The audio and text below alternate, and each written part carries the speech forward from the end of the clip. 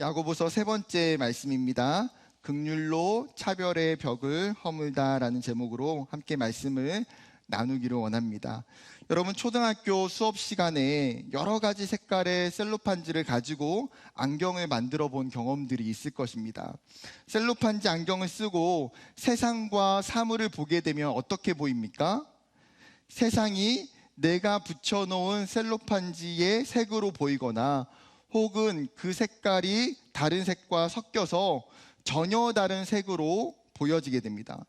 여러분, 어쩌면 우리가 살고 있는 이 세상과 사람들을 보는 관점이 마치 셀로판지 안경과 같을 때가 있다는 거예요. 나의 생각과 나의 기준, 세상의 가치와 평가의 그 기준들이 우리에게는 셀로판지가 될 때가 있습니다. 그것을 통해서 우리에게는 편견이라는 안경이 씌워지게 되는 것이죠. 여러분, 우리 주변에 어떠한 편견들이 있습니까? 굉장히 오래된 편견 중에 하나가 혈액형이죠. 보통 우리가 A형이라고 하면 어떤 생각을 갖습니까? 소심하고 내성적일 수 있다. B형이라고 하면 성격이 까칠할 수도 있다. AB형이라고 하면 괴짜 같거나 위험한 유형이다라고 생각이 듭니다. 제가 AB형이거든요. 절대 괴짜 같지 않아요, 여러분. 근데 우리는 이 혈액형과 관련된 장점도 있지만 단점과 관련된 편견들을 각자마다 갖고 있죠. 장애를 갖고 있는 사람은 평범한 사람들에 비해서 못하는 게 많고 도움이 되기보다는 불편함을 줄 거라는 편견이 있습니다. 여성이라는 편견은 직장 속에서 업무에 손해를 보게 하는 경우들도 있어요. 이 밖에도 종교적인 편견도, 출신 지역에 대한 편견도 있습니다. 취업의 문턱에서는 학벌이나 스펙이나 능력에 대한 편견도 있습니다. 그리고 우리가 살아가는 사회에서는 일상이 된 다문화 가정이나 외국인 근로자에 대한 편견도 있어요. 이러한 수많은 편견은 우리의 삶의 자리에서 실제적으로 차별이라고 하는 행동과 행위로 이어지게 됩니다. 여러분, 차별을 사전적으로 찾아보니까 다를 차이에 다를 별이라는 단어를 쓰고 있습니다. 둘 이상의 대상을 차이를 두어서 구별하는 것, 즉 동등하게 받아야 되는 인간적인 대우나 사회적인 권리를 동등하게 받지 못하고 부당한 대우를 받게 되는 것이 차별이라는 것이죠. 문제는 우리가 살아가는 그 세상 속에서 이러한 편견과 차별이 심각한 사회적인 문제를 일으키게 된다는 거예요.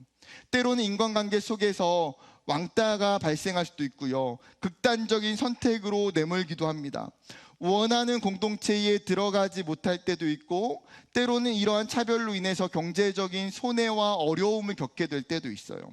사람으로 하여금 삶의 의욕과 도전들을 상실하게 되게 만들 수도 있습니다. 그렇기에 차별의 결과는 결코 단순하지도 가볍지도 않다라는 거예요. 오늘 성경을 보게 되면 야고보가 예루살렘 교회와 디아스포라 초대교회 가운데에 나타났던 한 가지 문제에 대해서 이야기하고 있습니다. 그것은 사람에 대한 차별의 문제였습니다. 여러분, 너무나 아이러니하죠. 우리가 알고 있는 초대교회와 예루살렘 공동체의 특징, 그 사람들의 모습은 어땠습니까? 사도행전 2장에 보게 되면 굉장히 사랑이 많았고요. 자신의 것들을 아낌없이 부족한 사람들에게 나누어 주었던 사람들이에요. 모이기를 힘썼고요. 각자의 가정에서 음식을 나누며 친밀한 교제를 나누었던 사람들입니다. 이런 믿음의 공동체 안에서도 차별의 문제가 완전하게 해결되지가 않는다는 거예요. 야고보는 이 문제를 마주하면서 굉장히 마음이 답답하고 아팠을 거예요. 그래서 2장을 처음 시작하면서 뭐라고 이야기합니까? 너희가 예수 그리스도 안에 있는 믿음이 있다고 하면서 너희가 어떻게 영광의 주를 바라보면서 사람들을 차별하느냐고 물어요. 여러분, 여기서 차별하다라고 하는 이 단어의 헬라어는 프로소폴레시아라는 단어인데, 이 단어는요, 얼굴이라고 하는 프로소폰이라는 단어와 취하다라고 하는 남바노라는 단어를 합친 합성어입니다. 즉, 차별은 얼굴에 따라서 사람을 받아들이는 것, 외모로, 외향적인 것들로, 겉모습으로 취하는 것을 차별이라고 하는 것이죠. 여러분, 우리가 새로운 사람을 만나게 될 때에 그 사람을 평가하는 데까지는 시간이 얼마나 걸릴까요? 굉장히 여러 가지 학설이 있지만 대부분 첫 인상으로 1차적인 평가를 하는 데까지 걸리는 시간은 45초밖에 안 걸려요. 그 45초의 짧은 시간으로 볼 수 있는 것은 무엇입니까? 그 사람의 인상, 외모, 옷차림, 말투, 태도, 이런 것들입니다. 그리고 이렇게 인식된 첫 인상은 우리의 뇌 속에 굉장히 강하게 자리 잡게 되고 굉장히 오랜 시간이 흘러도 쉽게 변하지가 않는다는 거예요. 사람은 타인과의 만남에서 어쩔 수 없이 눈에 보여지는 모습으로 외모와 외향적인 것들로 그를 평가하게 됩니다. 문제는 이러한 평가를 기반으로 해서 사람을 대할 때에 우리가 실수할 수 있고 잘못된 행동을 하게 될 수 있다는 거예요. 여러분, 즉 차별의 모습이, 차별의 현상이 신앙의 공동체 안에서도 충분히 일어날 수 있다는 사실을 우리는 받아들여야 돼요. 우리가 사실 이 편견과 차별이 하나님이 기뻐하시지 않고 신앙적으로 올바르지 않은 행동임을 우리는 다 알고 있어요. 그럼에도 우리에게 이러한 현상이 나타나는 이유는 무엇입니까?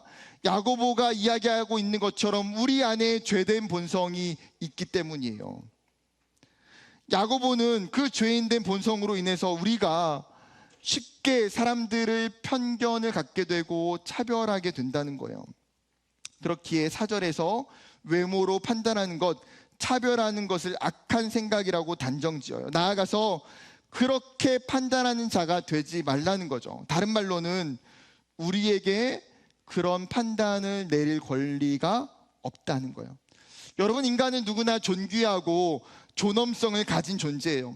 그리고 그 각자의 존엄성을 우리는 누구도 판단할 수가 없어요. 이러한 판단을 내릴 수 있는 분은 오직 인간을 창조하신 하나님뿐입니다. 그렇기 때문에 우리가 다른 누군가를 판단하고 그 사람을 향하여 내리는 편견과 차별은 어떤 것입니까? 우리가 하나님의 일을 빼앗는 행위인 것이죠.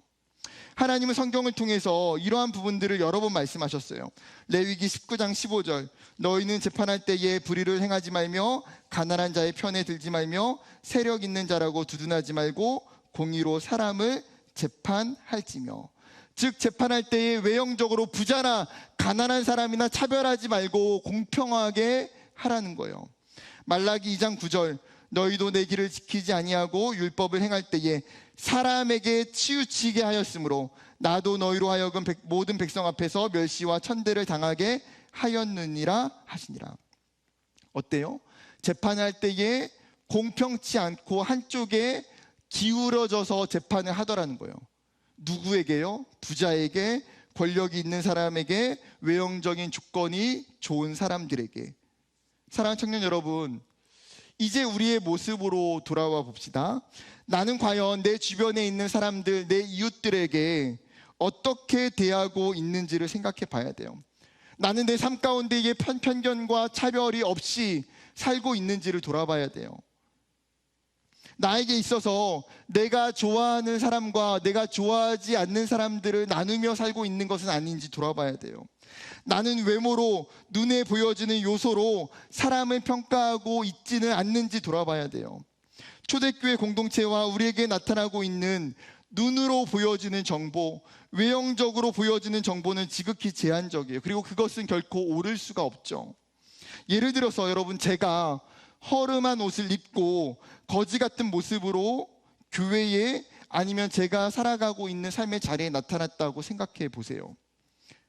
여러분, 그렇다고 해서 저라는 존재가 다른 사람으로 변합니까? 허름하고 별 볼 일 없는 옷을 입었다고 해서 제 성격이 이상해지거나 제 삶의 존재가 달라지나요? 아니요. 외형적인 모습이 그 사람의 존재와 내면을 전부 담을 수 없다는 거예요. 비록 눈에는 형편이 없게 부족하게 보일 수도 있지만 눈에 보여지는 것이 전부가 아니기 때문이에요. 그렇기 때문에 여러분, 우리가 어떻게 해야 됩니까? 내가 누군가를 나의 눈으로, 외모로 판단했던 것들을 멈추고 끊어내야 한다라는 거예요. 우리가 시각을 통해서 인식한 정보가 누군가를 비판하거나 함부로 단정 지을 수 없음을 우리는 깊이 깨달아야 돼요. 우리가 눈으로 보는 것보다 다른 누군가가 훨씬 더 존귀하고 아름답고 멋지고 귀한 사람일 수 있음을 우리가 하나님의 그 마음으로 깨닫는 저와 여러분이 되기를 주님의 이름으로 축복합니다. 한 걸음 더 나아가서 야고보는 오늘 말씀을 통해서 지금 초대교회 공동체 가운데에 이 차별에 무감각한 그리스도인들에게 강력하게 경고하고 있는 거예요. 2장 9절의 말씀을 같이 읽어보겠습니다. 2장 9절 시작. 만일 너희가 사람을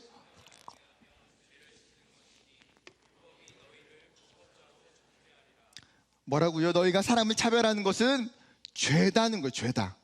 심지어 8절에는 그것이 최고의 법을 어기는 것, 율법에서 하찮은 작은 죄가 아니라 그것은 율법 가운데의 최고의 법에 해당한다. 너희가 이것을 어길 때의 율법의 범죄자가 된다는 거예요. 여러분, 즉 무슨 말입니까? 차별은 단지 내가 인격적으로 성숙하지 못하기 때문에, 혹은 내가 다른 사람들보다 관계 중심적이지 않기 때문에 다른 사람에게 마음이 없는 나의 인간적인 기질에 대한 문제가 아니라는 거예요. 즉 야고보는 차별의 죄를 지금 살인, 도적질, 간음, 우상숭배와 같은 차원의 죄의 수준으로 이야기하고 있어요. 여러분, 축구를 보게 되면 반칙의 정도에 따라서 세 가지 단계로 나누어집니다. 몸을 살짝 부딪혀서 넘어뜨리거나 손을 끄는 정도는 그냥 카드가 없이 반칙을 주고 그 자리에서 다시 시작해요. 그리고 그 다음은 어떻습니까? 좀 더 심한 반칙, 손으로 넘어뜨리거나 하는 경우는 옐로우 카드를 나오게 됩니다. 그리고 더 심한 경우, 백태클을 하거나 사람이 크게 다칠 수 있는 위협적인 행동을 하면 레드 카드를 주게 돼요. 여러분, 차별은 지금 성경의 시각으로 볼 때에 단순한 반칙이 아니라 레드 카드라는 거예요. 왜 레드 카드인지 성경이 그 이유를 설명합니다. 세 가지예요. 첫 번째는 하나님은 차별하시지 않는 분이시기 때문이에요. 5절, 내 사랑하는 형제들아 들을지어다. 하나님이 세상에서 가난한 자를 택하사 믿음에 부요하게 하시고 또 자기를 사랑하는 자들에게 약속하신 나라를 상속으로 받게 하지 아니하셨느냐. 여러분, 성경은 하나님에 대해서 이야기할 때에 하나님은 차별하지 않으신다고 이야기하고 있어요. 예수님께서도 이 땅에 내려오셔서 부자와 세리와 권력자들과 함께 계셨나요? 아니요. 예수님은 힘과 권력을 가지고 있는 종교 지도자들이 아니라 가난하고 힘들고 어려운 고아와 과부들의 친구가 되어주셨어요. 하나님의 마음이, 예수 그리스도의 마음이 가난한 자들에게 향하여져 있었다는 거예요. 그리고 5절 말씀처럼 하나님은 그 가난한 자들을 택하여 하나님 나라의 유업을 그들에게 얻게 해주셨다고 약속하고 있어요. 그렇다고 해서 하나님이 부자를 미워하시거나 거부하는 대상으로 보지 않아요. 하나님은 모든 사람을 사랑하시고 차별하지 않으세요. 여러분, 사무엘상 17장에 보게 되면 우리가 잘 아는 사건이 나옵니다. 사무엘이 사울의 뒤를 이어서 이스라엘의 두 번째 왕을 삼기 위해서 이새의 집에 찾아가고 그의 아들들을 다 초대하게 돼요. 사무엘이 이새의 첫 번째 아들이었던 엘리압을 보자마자 너무나 감동을 받고 냅다 기름을 부으려고 합니다. 그럴 때에 사무엘의 마음속에 들었던 엘리압에 있었던 모습은 뭐예요? 그의 용모, 그의 키, 그의 겉모습이었어요. 그런데 하나님이 사무엘을 만류하시면서 뭐라고 이야기하십니까? 사무엘상 16장 7절, 여호와께서 사무엘에게 이르시되 그의 용모와 키를 보지 말라. 내가 이미 그를 버렸노라. 내가 보는 것은 사람과 같지 아니하니 사람은 외모를 보거니와 나 여호와는 중심을 보느니라 하시더라. 하나님이 분명하게 말씀하세요. 용모와 키를 보지 말고 눈에 보이지 않는 것을 봐야 된다. 여러분, 청년의 때에 우리가 신앙의 동역자들, 친구들 만날 때에, 또 여자친구나 남자친구를 만나고 사귀게 될 때에 우리의 눈에 보여지는 것에 현혹되면 안 된다는 거예요. 믿음이 없는데 잘생기고 이쁜 게 중요한 게 아니에요. 신앙이 없는데 좋은 대학을 다니고 좋은 직장을 다니는 게 중요한 게 아니에요. 외모보다 더 중요한 것이 사람에게 있다는 거죠. 그 사람의 성품과 그 사람의 신앙과 그 사람의 삶의 태도와 자세, 이런 것들을 보아야 실수를 하지 않아요. 갈라디아서 2장 6절도 동일하게 하나님이 이렇게 말씀하세요. 하나님은 사람을 외모로 취하지 아니하시나니. 사람의 능력도 외모도 스펙도 재산도 학벌도 하나님은 그것이 기준이 되지 못한다는 거예요. 여러분, 그런데 우리가 하나님을 섬긴다고 하면서 누군가를 차별한다는 것은 즉 무엇입니까? 하나님의 뜻을 거부하고 하나님을 대적하는 행위이기 때문에 차별이 레드카드가 되는 거예요. 두 번째 이유는 이웃을 사랑하는 것이 최고의 법이기 때문입니다. 여러분, 성경에는 셀 수도 없이 많은 율법의 조항들이 있어요. 우리가 레위기와 민수기를 보면서 궁금한 것은 항상 무엇입니까? 이 수많은 율법의 조항들 중에서 정말 중요한 것, 정말 지켜야 되는 것, 가장 우선시 되는 것이 무엇일까라는 궁금증이 우리에게도 있어요. 마태복음 22장에 보게 되면 우리와 똑같은 궁금증을 가지고 한 율법학자가 예수님께 찾아와요. 예수님께 묻는 것이 무엇입니까? 예수님, 율법 가운데에 가장 중요하고 우선시 되는 계명이 무엇입니까? 그럴 때에 예수님께서 이 수많은 율법을 간략하게 두 개로 압축해 주세요. 첫째는 마음을 다하고 목숨을 다하고 뜻을 다하여 주 너의 하나님을 사랑하라. 둘째는 내 이웃을 내 몸과 같이 사랑하라. 여기서 주목해야 되는 것은 무엇이냐면, 그러면 차별은 하나님이 우리에게 주시는 이 율법의 최고가 되는 두 번째의 계명을 어기는 것이기 때문이라는 거예요. 여러분, 우리는 주변에 있는 친구들과 이웃들을 사랑하고 그들을 귀하게 여겨야 되는 사명을 하나님 우리에게 주셨어요. 이것이 하나님이 이 땅에 우리를 빛으로 소금으로 부르신 이유고 역할이죠. 여러분, 불을 꺼야 하는 소방관이 오히려 불이 나는 곳에 뛰어 들어가서 물이 아니라 휘발유를 붓는 경우가 있습니까? 그런 소방관은 없어요. 여러분, 그것은 소방관이 아니라 방화범이에요. 여러분은 차별이라는 불을 끄기 위해서 어쩌면 우리가 이 세상 가운데에 보내심을 받은 영적인 소방관임을 기억해야 돼요. 그렇기에 차별이 하나님의 최고의 법을 어기는 행위라는 사실을 기억할 필요가 있어요. 세 번째 이유는 우리가 예수에 대한 믿음을 가졌기 때문이에요. 야고보서 2장 1절입니다. 내 형제들아, 영광의 주 곧 우리 주 예수 그리스도에 대한 믿음을 너희가 가졌으니 사람을 차별하여 대하지 말라. 여러분, 믿음이 없다면, 우리가 신앙이 없다면 세상 사람들이 살아가는 그러한 모습대로 할 수 있어요. 여러분, 세상에 있는 많은 사람들이 세상에서, 직장에서 많은 사람들을 편견을 갖고 대하고 차별하는 이유는 무엇입니까? 그들에게 하나님의 법이 없기 때문이에요. 그들에게 믿음과 신앙이 없기 때문이에요. 그런데 우리가 그들과 다르게 살아야 되는 한 가지 이유는 딱 무엇입니까? 우리에게 예수 그리스도에 대한 믿음이 있기 때문이에요. 그 예수를 믿는 우리가 우리의 삶의 주인이 누구라고 고백합니까? 내 삶의 영광의 주가 나와 함께 하기 때문에. 하나님이 나와 함께 하시고 내가 하나님을 믿는데 내가 어찌하여 차별하여 대할 수 있느냐는 거예요.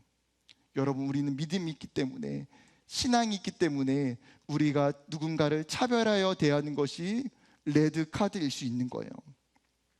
사랑하는 청년 여러분, 오늘 성경의 야고보를 통해서 우리에게 이 시대의 차별의 무게감이 얼마나 무거운지를 보라고 이야기해 주는 거예요.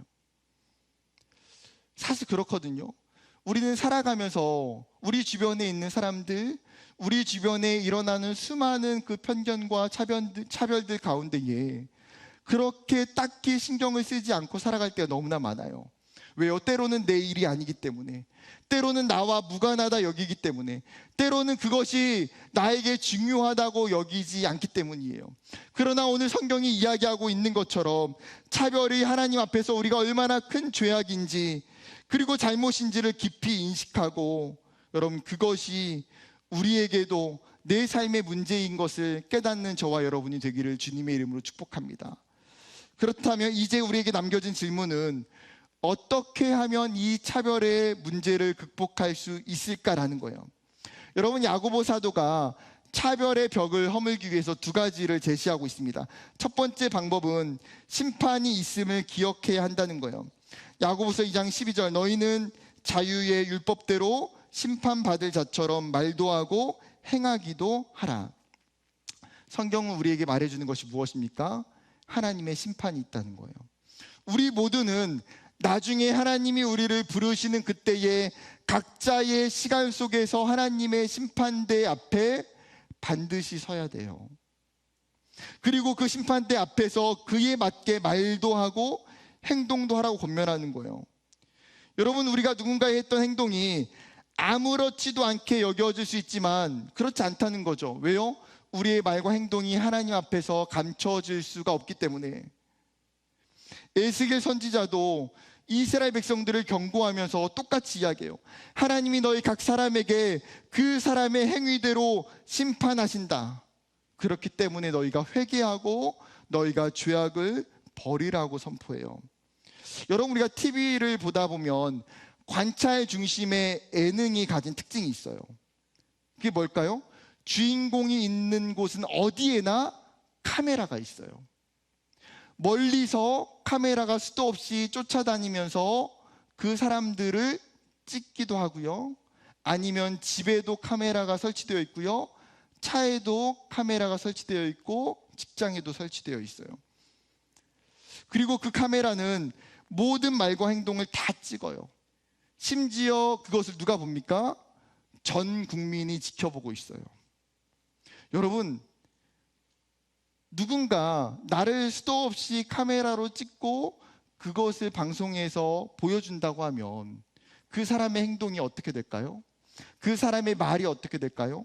아무래도 조심하게 되고 좋은 모습을 보이려고 굉장히 애를 쓰지 않을까요? 내 안에 있는 잘못된 모습을 감추기 위해서 부단히 애를 쓰지 않을까요? 만약에 여러분이 나는 솔로에 나간다고 가정해 보세요. 뭐 나가야 되는 사람도 많이 있죠. 근데 있어요. 뭐 부정하지 마세요. 아무튼 내가 나갔어. 그런 상상이 많이 해보잖아요. 내가 나갔으면, 내가 옥순이라면, 뭐 내가 뭐 누구라면 그렇게 상상하자. 내가 쟤보단 낫겠다. 뭐 이런 생각들 우리가 많이 해요. 나갔어요. 그러면 여러분은 어떻게 행동하시겠습니까? 갑자기 화장도 이쁘게 하고 옷도 더 잘 차려입고 말도 어때요? 이쁘게 하죠. 이쁘게 상냥하게 누구를 대할 때에도 막 챙겨주고 우리의 삶에서 온순하고 착해지고 성실해져요. 천사로 변해. 천사로. 원래는 안 그랬는데, 살짝 안 그랬는데. 여러분, 어쩔 수가 없어요. 이것이 카메라가 가지고 있는 힘이기 때문이에요. 마찬가지로 여러분, 심판이 있다는 것은 무슨 말입니까? 하나님의 카메라가 있다는 거예요. 지금 여러분, 날마다 천국에서, 지금도 천국에서 여러분, 이 관찰 예능의 주인공이 여러분이에요. 하나님이 지금도 보고 계신다고요. 예배 잘 드리고 있는지 안 드리는지, 그리고 내가 직장에서 캠퍼스에서 어떻게 살고 있는지 천국에서 지금 하나님 계속 보고 계세요.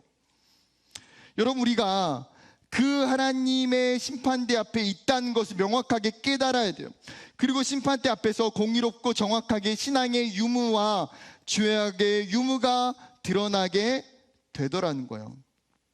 우리가 이것을 기억한다면, 우리가 이것을 분명하게 깨닫는다면, 여러분, 우리의 삶의 자리에서 두려움으로 우리의 말과 행동 가운데에 차별하지 않기 위해서 노력할 수 있음을 깨닫는 저와 여러분이 되기를 소망합니다. 두 번째 방법은 긍휼로 차별을 이길 수 있다는 거예요. 13절 말씀입니다. 긍휼을 행하지 아니하는 자에게는 긍휼 없는 심판이 있으리라. 긍휼은 심판을 이기고 자랑하느니라. 지금 야고보는 차별을 이길 수 있는 강력한 무기가 있다고 이야기합니다. 그 무기가 뭐예요? 긍휼이라는 거예요. 긍휼은 심판을 이길 수 있다. 긍휼은 우리로 하여금 차별을 이길 수가 있다는 거예요. 여러분, 여기서 말하는 긍휼이 뭐예요? 다른 사람을 안타깝게 여기고 불쌍히 여기는 마음. 이 마음은 하나님이 주시는 사랑의 마음에서 기인하는 거예요.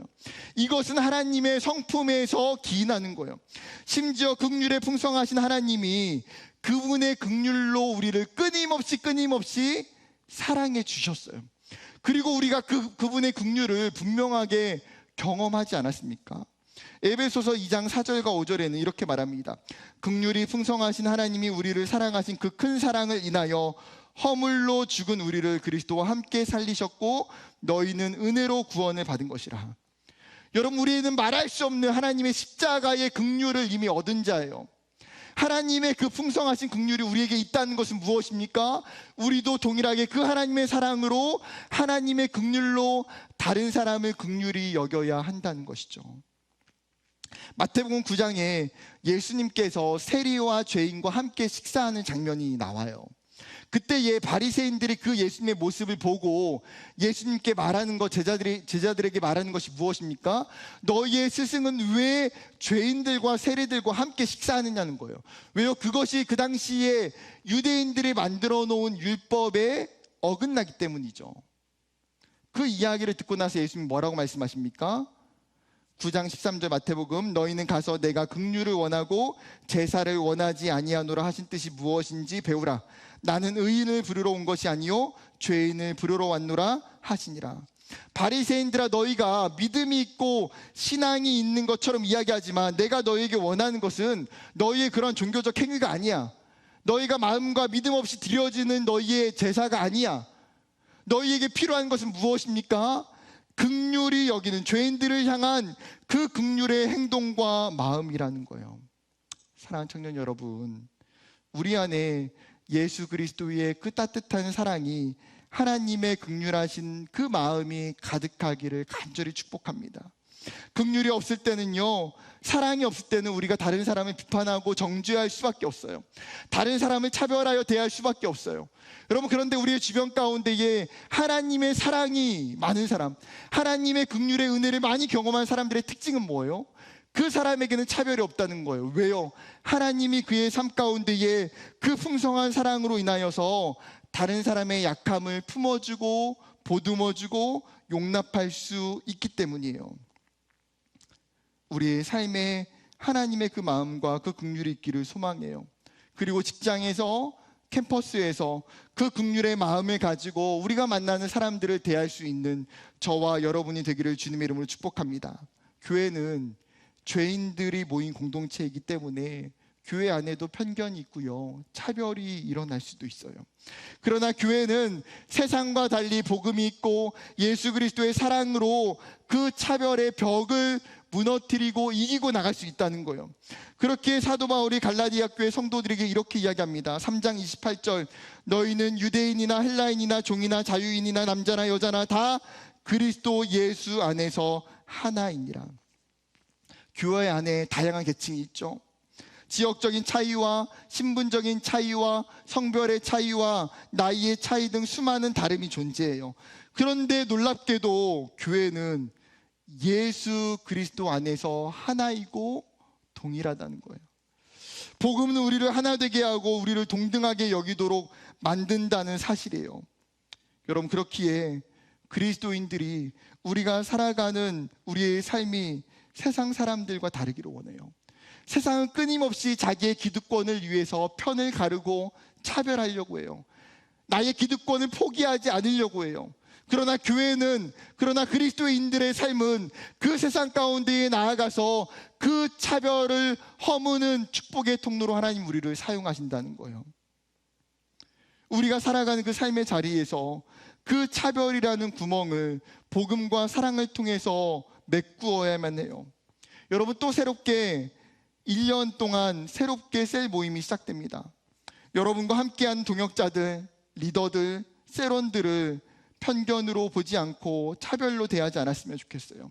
한 사람 한 사람 정말 귀한 존재로 서로가 서로를 대할 수 있기를 소망해요. 그럴 때에 하나님이 여러분의 셀에, 여러분의 모임과 공동체 가운데에 반드시 은혜를 주시고 역사하실 줄 믿습니다. 여러분의 작은 행동이, 작은 결단이, 그 작은 섬김이 편견과 차별로 상처받았던 여러분의 이웃들과 세상을 치유하고 위로하고 소망을 주는 축복된 삶이 되기를 주님의 이름으로 간절히 소망합니다.